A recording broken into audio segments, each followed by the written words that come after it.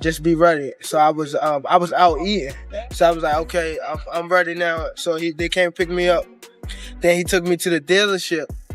So he let me test drive this, and he also let me test drive a Charger. The Charger was too fast, and he was like, everybody at the gym have them. That's true, they do. Yeah, he was like, we want to get you something different. So. Well, you're from Baltimore. You need a Jeep on the streets of Baltimore. Yeah. I've watched the news.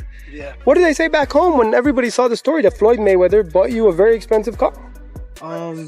Not only that he bought me an expensive car, he took me in. Took you interest in you and your career, yeah? Yeah, as a fighter, also as a, Floyd old enough to be my son, so I wouldn't say a big brother. So he, like a father figure and stuff like that. He took me in, and he been treating me good since I knew him.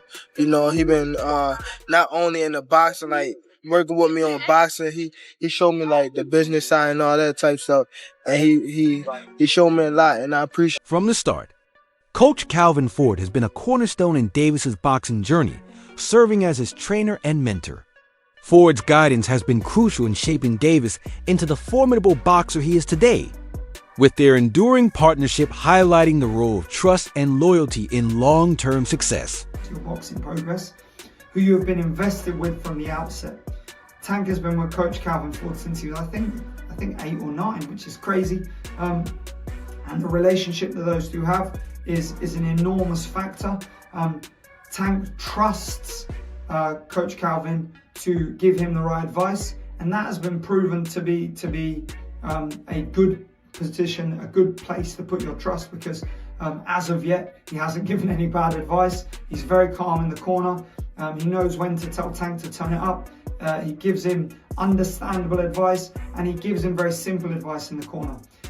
At the gym, he obviously works him hard. The year 2024 marked a major high point in Davis's career. His in-ring performances thrilled audiences, and his popularity reached new heights. With his power, speed, and charisma, he won fans worldwide, cementing his place as one of boxing's most exciting talents. Despite this, opinions on his standing vary. Some say casual fans overrate him, while purists see him as underrated for his true skill. He was 25-0, and he fought that little dude, that little pit bull coming at him all the time. And I mean, the movement, the boxing skills, that to me was the moment that Gervonta Davis hit the scene. And I said, yo, this is one of the best fighters in the world. When did you know he was one of the best fighters in the world? Like, right even there. In the fight, I knew that I had him. I mean, everybody knew. No, but people didn't know, like, he actually can hit, like, when his punches was, like hard. You felt it? Yes. Was he the strongest punch you think you ever felt? Facts. A key debate among analysts is the quality of Davis's opponents. Some argue his team has chosen fights that favor him, limiting his exposure to tougher challenges. Critics urge him to face champions in the 135 pounds and 140 pound divisions to prove himself against the very best in the sport. Hey guys, Adriana Jimenez joined here with two-time and current WBA super featherweight champion Gervonta Tank Davis. Gervonta, just a couple days away from headlining your first U.S. base card against Hugo Ruiz, originally against Abner Mares, who we wish a speedy recovery. How excited are you to get inside the ring and give us a great show? I'm very excited, just to be back, just to be back in the ring, give my fans a great show, even the fans all over a great show that's turning in on Showtime. I believe that I will have a great performance. I don't think I have a lot of ring rush, but hopefully Hugo can come in, living up to his word, and I live up to my word, and we give on a great show. We know that Hugo's been pretty vocal, saying that he wants that knockout, that he wants to knock you out. But we know that you're very confident in what you bring. What kind of fight can we expect? Action-packed fight. Off of what he's saying, he's saying that he coming in to knock me out, so he have to bring action, to do that. So I'm ready. Davis's interactions with fans and the media have faced scrutiny. His enthusiastic, sometimes polarizing comments about other fighters have been criticized by some as fanboy behavior.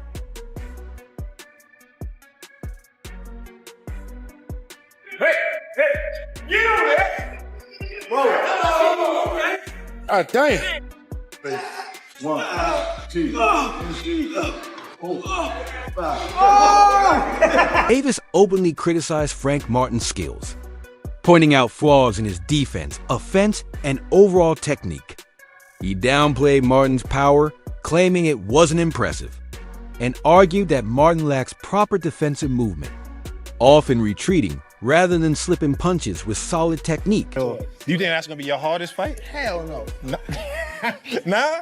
Wow. Cause he a good boxer, nigga. Like that's when I look at y'all two as the best in the division. How?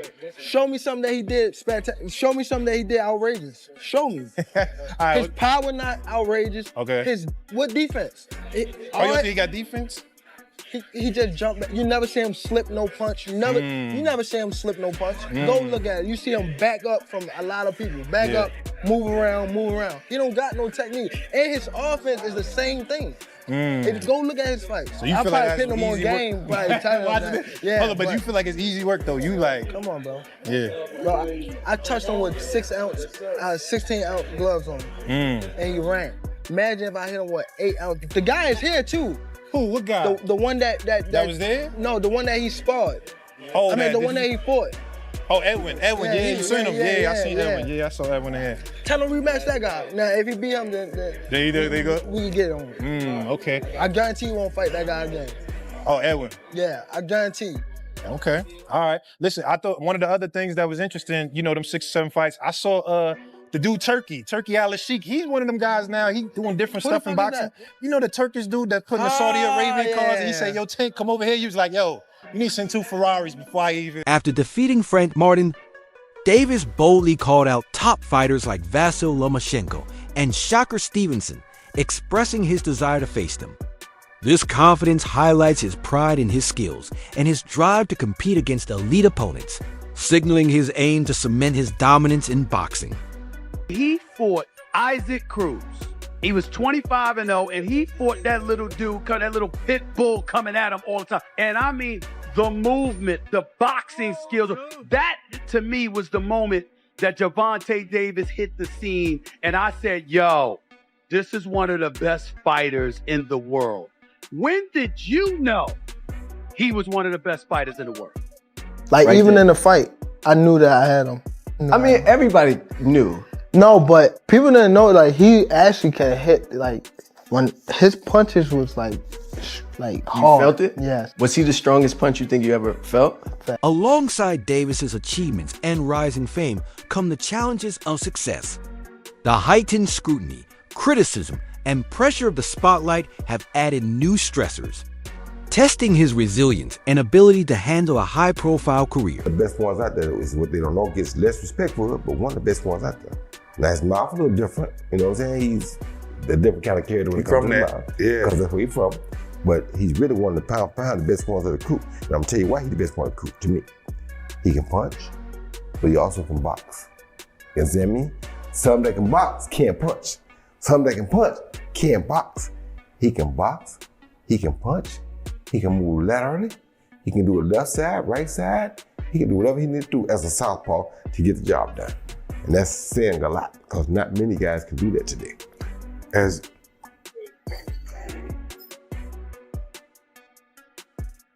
gonna have some music on that. Initially, retirement wasn't on Davis's mind. But facing personal and professional challenges, his perspective changed.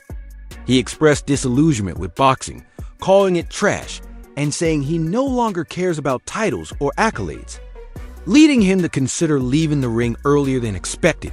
Trash. What changed? What made you shit? Trash, garbage. I don't care about belts and I don't care about that stuff. I don't care about none of that. That's why I don't want boxing more. When you start losing your love for boxing, what happened? I want to do therapy, right? It will lose the fire that I have inside me. The pressures of fame and constant attention have taken a toll on Davis.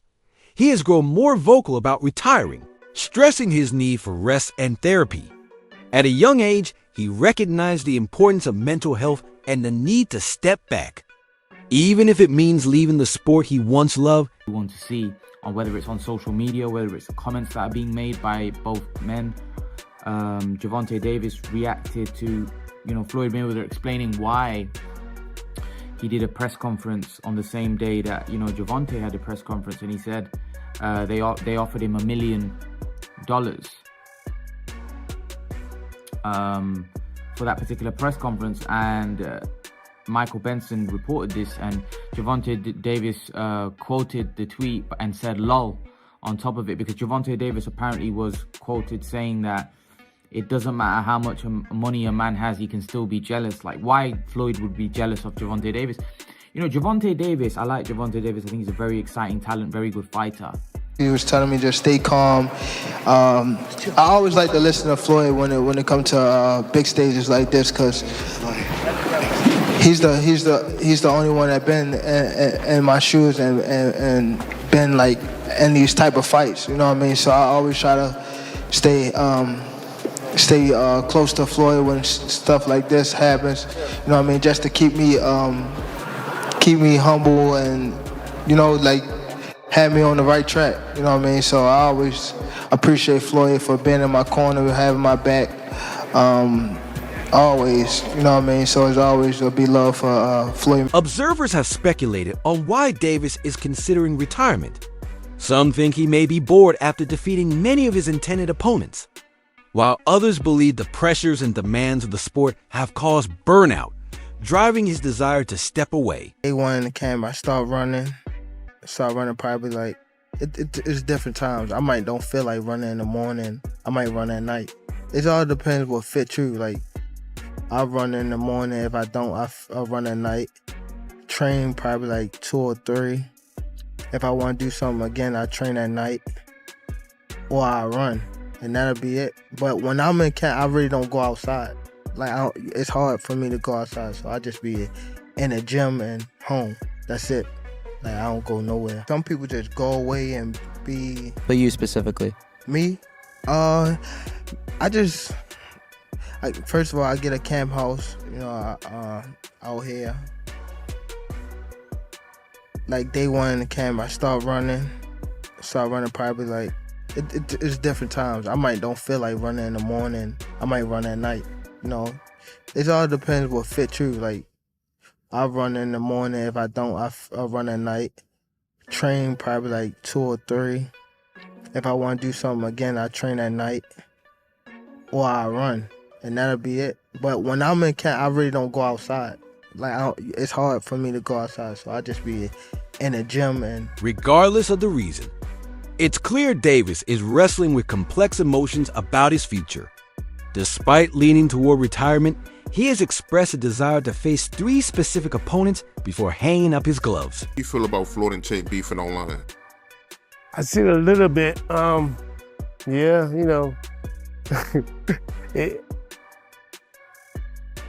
like both guys, so it's like, I know Gervonta has his issues with Floyd, and Floyd has a big ego where he wants to be the man on top, and Gervonta trying to get on top, but it seemed like he has to get from under Floyd because Floyd's a big man. You know what I'm saying? And it's kind of hard. It kind of reminds me of me and my son. Like, I kind of like got myself away and let him do his own thing and let him have his own glory, his own glory, his own life. You know what I'm saying? So me being there all the time will shadow over all this stuff. Sometimes. Not intentionally. I'm not doing it intentionally. I'm not trying to be like, I don't care about the Eagles. I want him to be the best. But me being too close to him all the time takes away a little bit of his shadow, a little bit of his shine. So I need to be, I'm still going to tell him everything he needs to know. I'll get in the ring with him, spar with him, do all kinds of stuff. But he has his own coach, he has his own manager, he has his own team, he has his own family, he has his own, his own. While he hasn't publicly named these fighters, Fans and analysts speculate that he wants to solidify his legacy by facing them. What do you think is the minimum weight of someone that could beat you in a fight? Minimum weight? Yeah, say someone's like 250. Yeah, probably like 250, 220 or some shit like that. With no experience? Yes, sir. Someone with no experience? Yeah. Yeah. No, hell no. They gotta have experience to beat me. No, but like a 300 guy, no experience. You think you I'm could beat him? whooping, I'm whooping that ass. Yeah. That's it for today's video. Stay tuned, and we'll catch you next time